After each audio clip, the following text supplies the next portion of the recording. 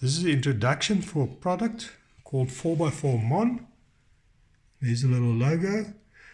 It's an engine monitor. It was developed for the guys going on safari that likes to see what's going on the engine and get a better view before disaster struck. Okay, let's look at the unit. It's got a split unit.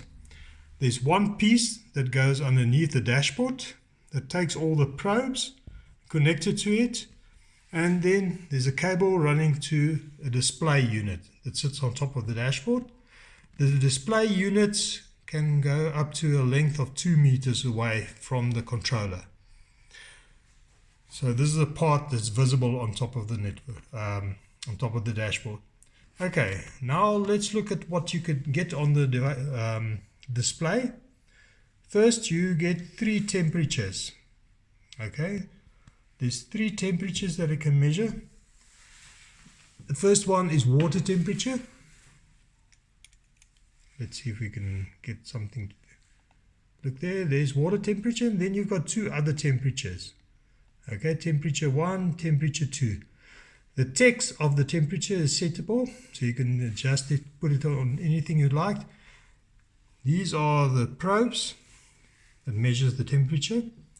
You can put it on anything. You can hook it up to your gearboxes, measure the oil temperature. You can even put it in your fridge. It can go up to minus 40 degrees, up to 150 degrees.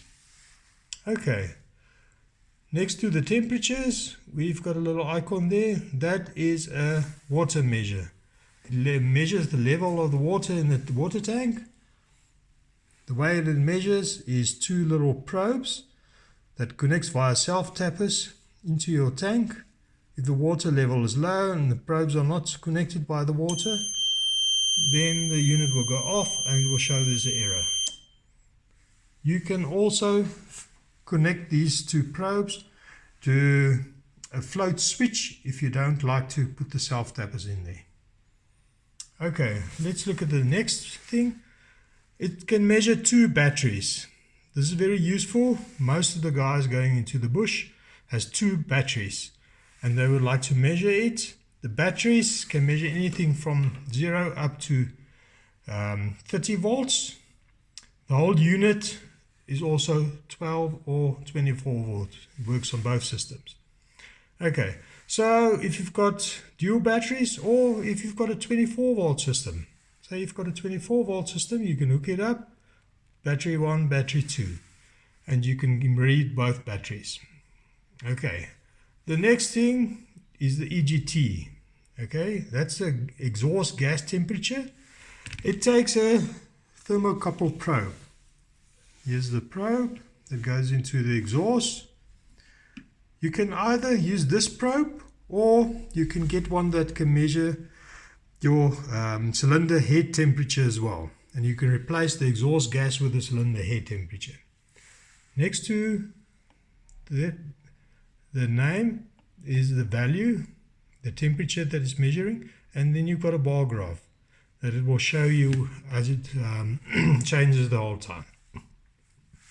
Okay, underneath the EGT, we've got oil pressure. Oil pressure is measured, that's alarm for the water level. You've got oil pressure and you've got water pressure. Okay, these are the pressure sensors. They can go up from anything up 0 up to 10 bars. Okay, the water pressure, the oil pressure, as it changes, it will show the value there, and it's got also got a little bar graph that gives you a reading that moves around. Okay, underneath that we've got turbo pressure. Turbo pressure, anything from 0 to 2 bars. There's a sensor for the turbo pressure, and you've got a little pipe like a normal turbo sensor. You've got a little pipe that goes to T-piece connected to the pipe works of your turbo system. Okay, the last one is water pressure. Water pressure also goes from 0 up to 10 bars, and it measures the pressure in the radiator system.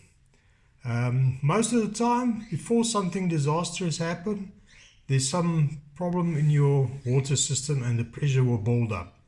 It will also detect if you've got a sudden loss of pressure, say for instance a water pipe burst and the pressure drops quickly, then it will go off.